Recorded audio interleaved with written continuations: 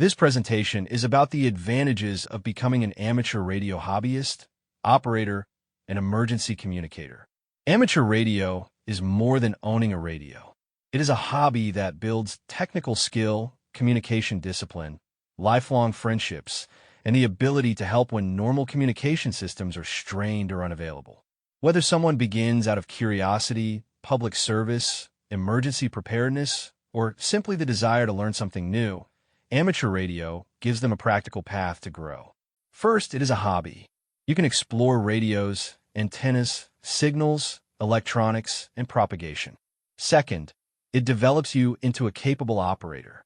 You learn how to communicate clearly across town, across the state, across the country, and sometimes around the world.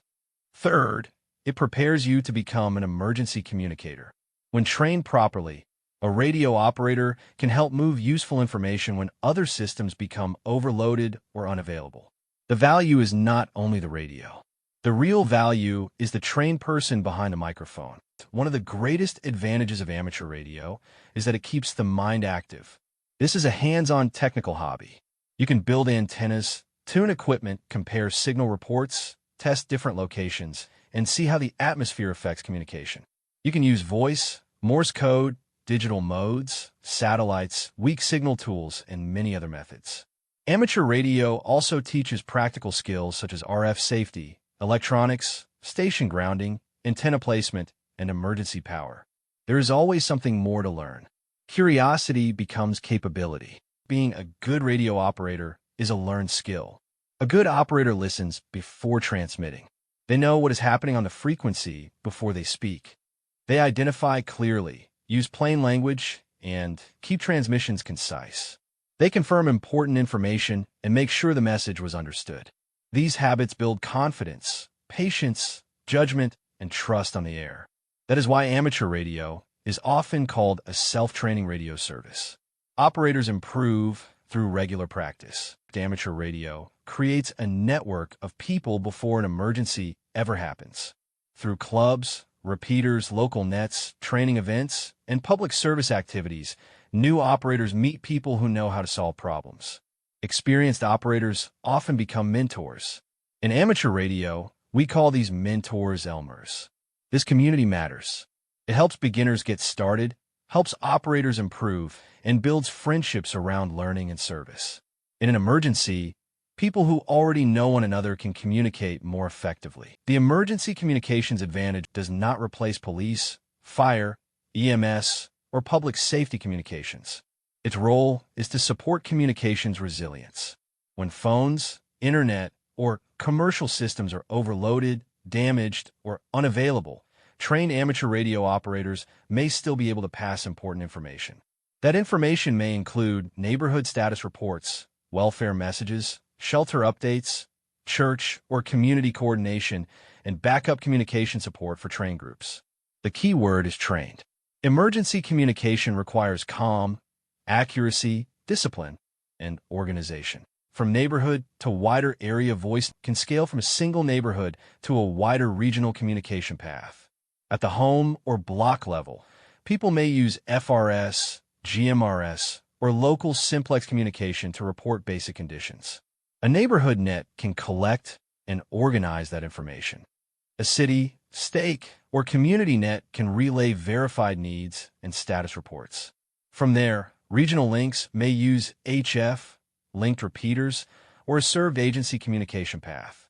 The key is not just radio range. The real goal is organized, accurate information flow. Getting started does not need to be complicated. First, learn the basics. Understand radio safety, call signs, band privileges, antennas, repeaters, and basic operating etiquette. Second, earn the license. The technician license opens the door to local VHF and UHF communication. Higher license classes expand HF privileges and long-distance capability. Third, practice through nets. Regular check-ins help turn book knowledge into real operating confidence. Start small, get on the air, and grow step by step. A person does not need a large or expensive station to begin. A handheld radio can be useful for local repeaters, simplex practice, and net check-ins. A mobile radio can provide better range and stronger performance from a vehicle or home station.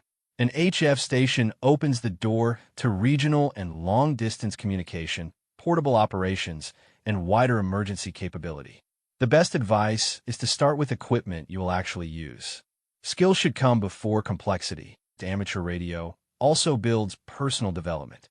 It helps a person become more confident speaking clearly under pressure. It develops problem-solving skills when equipment, power, antennas, or propagation conditions change. It teaches patience, listening discipline, and respect for shared communication channels. It also builds a service mindset. A good communicator provides accurate reports, maintains a calm tone, and offers useful help. Through net control practice, mentoring, and public service, amateur radio also develops leadership. A modern hobby, not an old one-voice narration script. Amateur radio is not an outdated hobby. Modern amateur radio blends traditional RF skill with digital technology. Today's operator may use software-defined radios, waterfall displays, digital weak signal modes, satellites, APRS, packet radio, portable power, solar charging, and computer-aided logging. The hobby connects classic radio skills with modern tools.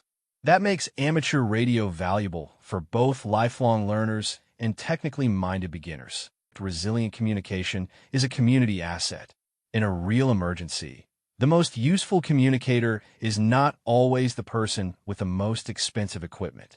The most useful communicator is trained, calm, available, accurate, and connected to a real communications plan. Equipment matters, but training matters more. Training, practice, and service create resilience.